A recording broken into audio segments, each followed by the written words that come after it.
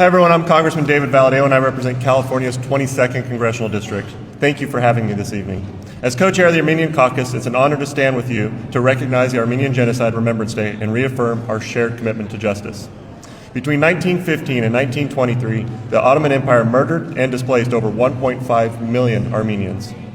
We honor their memory by refusing to let the stories be denied or forgotten. Because when the world fails to acknowledge and hold perpetrators accountable, it creates opportunities for atrocities to happen again. That's why I was proud to reintroduce the Armenian Genocide Education Act this Congress. This bipartisan bill supports educational programs at the Library of Congress to ensure the future generations of Americans learn the truth about the Armenian Genocide. Education is one of our strongest tools we have to combat denial and prevent history from repeating itself, and I will continue pushing for its passage. But as we gather in remembrance, it's also important to talk about what happened in recent years. In 2023, more than 120,000 Armenians were forcibly displaced from their homes in Artsakh.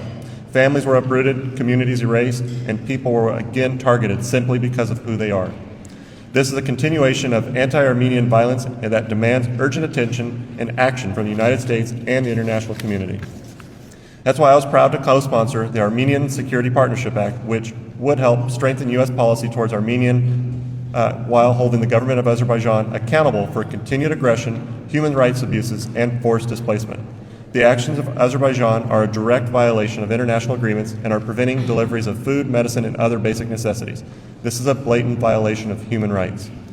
Today, as we remember the victims of the Armenian Genocide, it's important we also recommit ourselves to action. Congressional policy must be rooted in justice, accountability, and the belief that genocide must never happen again, and I remain committed to continuing to be an advocate for this cause.